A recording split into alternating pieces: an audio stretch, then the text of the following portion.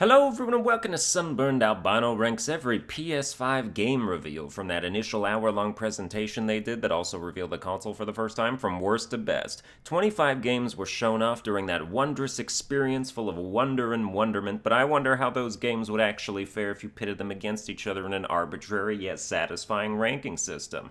We had some terrific winners and some sore losers. Let's start with the losers, starting from worst and working our way to best. Number worst, Goodbye Volcano High. If I had to go to Volcano High with all these monstrosities pretending to have human emotions, I'd want to say goodbye to it too. In a series of cutscenes full of shimmering eyeballs just waiting to cry, the Goodbye Volcano High trailer shows an angsty group of angst-ridden angsters with a narration so angsty just watching it made me want to move to Seattle and get bullied by an anthropomorphic dinosaur. This kind of art with this kind of story just elicits deep feelings of anger from beneath my soul. It's like, what if BoJack Horseman took place during the Triassic period and started cutting itself? The final tagline reads, "It's the end of an era. I sure hope that means a meteor is quickly hurtling towards the planet to wipe out every disgusting looking creature in this thing."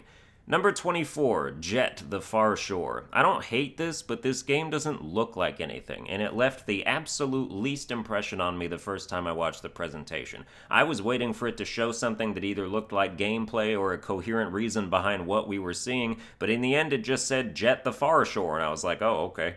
Number 23, Oddworld SOULSTORM. I have never understood the appeal of this franchise, which might be because I haven't played it, but it's so ugly looking, and the side-scrolling 2D puzzle platforming that I could generally enjoy in a different game just looks vastly unappealing. So sorry to any Oddworld fans out there, but you're all aliens to me.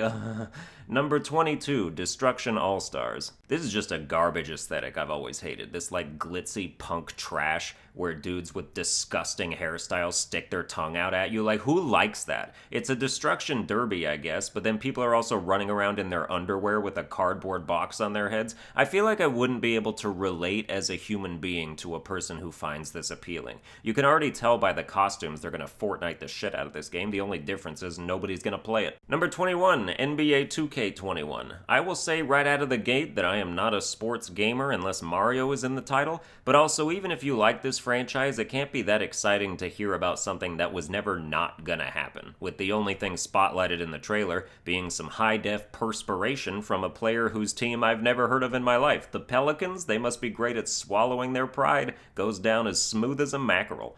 Number 20, Grand Theft Auto 5. So we have the new Skyrim then. Grand Theft Auto 5 is going to be on every console from now until forever, and I've spent the last 5 years not being interested. It's expanded in this version though, apparently, so maybe that'll be the time to actually play it, but to open your show with this information was not hype. Number 19, Returnal. The trailer and story cutscenes for this game are so dramatic you would never guess until the gameplay that they'd be attached to such a super generic-looking third-person arcade shooter. The only saving grace is the mention of an ever-shifting planet that's different every time you play, which means roguelike elements, which I love, but time will tell if those differences are meaningful. My first impression is the game thinks it's better than it is, and I don't like pretentious games. Number 18, PRAGMATA. Another pretentious game. 2021 is looking like astronauts are the new samurai, which were previously the new zombies. I get a very Death Stranding vibe from PRAGMATA, which means I won't know what's going on, but I will know I don't like it. Watching this trailer is like opening your suitcase in a hotel. You don't want to unpack very much because you know you won't be here long. Number 17, BUGSNAX. BUGSNAX.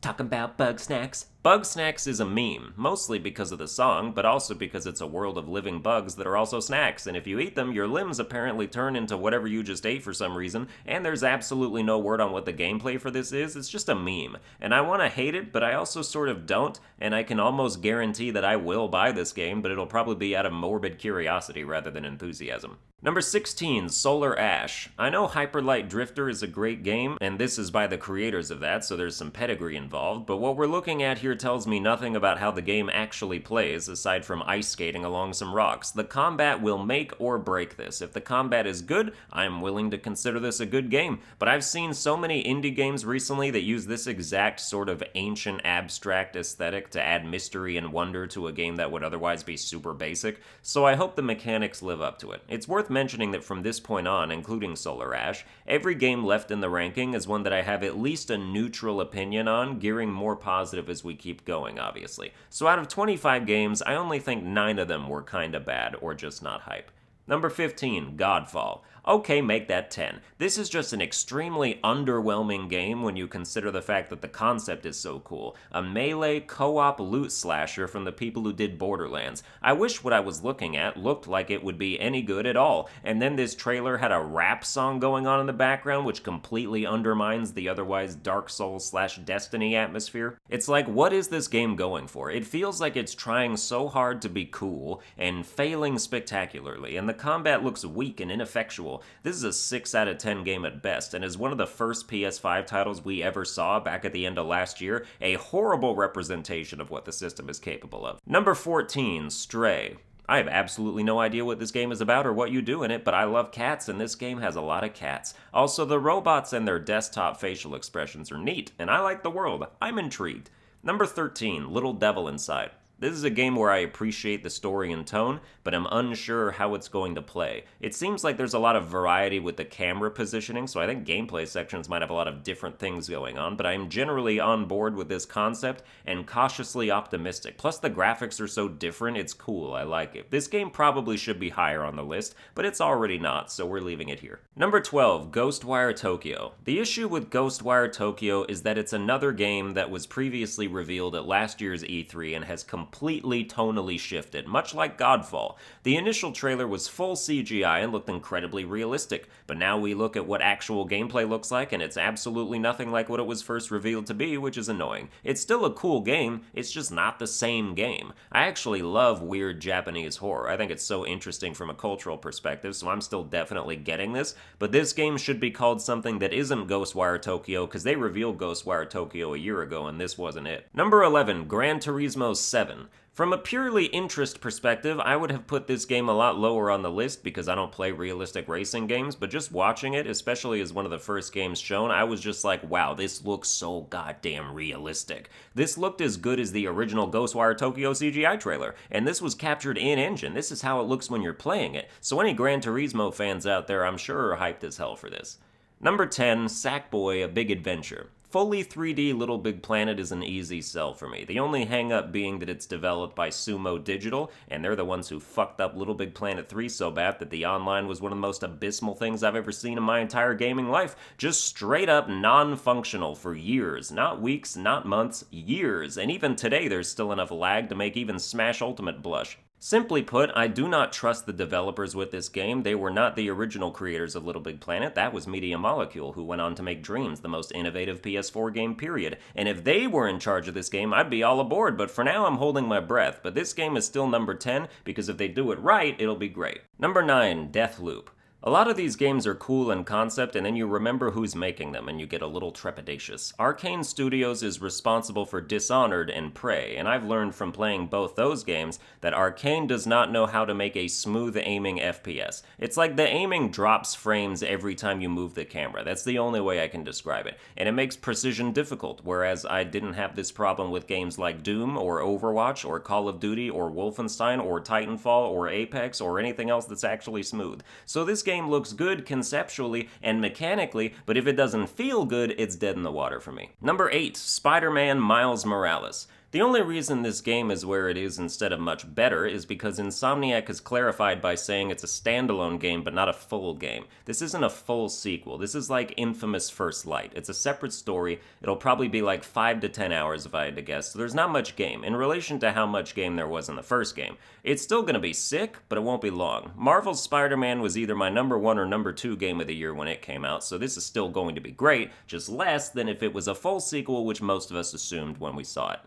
Number 7, Hitman 3. I haven't played any of the other Hitman games except one that was on PS2 way back in the day, and I remember having some trouble with it, but that would have been like 14 years ago, so probably worth a revisit. But Hitman 3, even as someone who isn't up to speed on the franchise, looks really good. Graphically looks amazing. It just looks good, and I'll probably get into it with the third game. Number 6, Kena Bridge of Spirits. I just liked all of this. I'm a sucker for archery and cute critters. It's a gorgeous world. The combat and platforming don't look incredibly polished, but still serviceable, and I'm just real interested to see how good this ends up being. Number 5, Resident Evil Village. Are we done with zombies? I know Resident Evil 7 replaced them with sludge monsters and hillbillies, but the monsters were still like slow, shambling things to shoot. This game appears to be dealing with werewolves or wendigos, something fast and nimble. I always like Resident Evil's departures from its previous installments. I get very Until Dawn vibes from this, and I can't be the only one. The remakes of early games have allowed me to become a late-blooming Resident Evil fan, and having enjoyed 7 on top of that, I'm just excited to see where Resident Evil Village goes. Number 4, Project ATHIA. This is a very brief trailer, but just the concept of plantmancy in a video game is enough for me to be like, yeah, this is gonna be terrific. You never see that shit, not from a main protagonist, and certainly not in a big budget looking game like this. I am all in, sold, show me more of this game ASAP. Number 3, Demon's Souls Remake. I rented the original Demon's Souls when it first came out, and I played it for a good solid 5 minutes before I was like, nope, I don't understand. I can't just hack and slash, I'm good. It wouldn't be until years later that I come around to the Souls formula, and then still never get around to retrying Demon's Souls, and now I'm glad I don't have to because this remake will take its place. This feels like how this game was always meant to be, and I can't wait to hate it when I'm dying dozens of times. Number 2, Horizon 2 Forbidden West. Oh my god, it looks gorgeous. I still have to finish the first game, which at this point means start over, but this is going to be the early seminal work of the PS5, a gold standard that later games will strive to reach, certainly an objective winner of the showcase by popular vote, and for good reason. Number 1, Ratchet & Clank Rift Apart. Ratchet & Clank, though, is more personal. I have more history with the franchise, and after a string of not that good games, this looks like it's finally going to be a true return to form, with Insomniac back at the helm, and the fact that Dr. Nefarious is the returned villain again makes me hope that this game can be as absolutely perfect as Up Your Arsenal was, which for me was the most flawless PS2 game ever made. Also, there's a female Lombax. Game over, dude. Rift Apart wins the presentation for me, no contest. Well, that's gonna do it for this video. I hope you enjoyed it. If you did, you can like, share, and subscribe. Check out other ranking videos of mine, or tune in to see me stream random crap on a semi-daily basis. Follow me on Twitter at SunburnedAlbino, and I'll see you guys next time.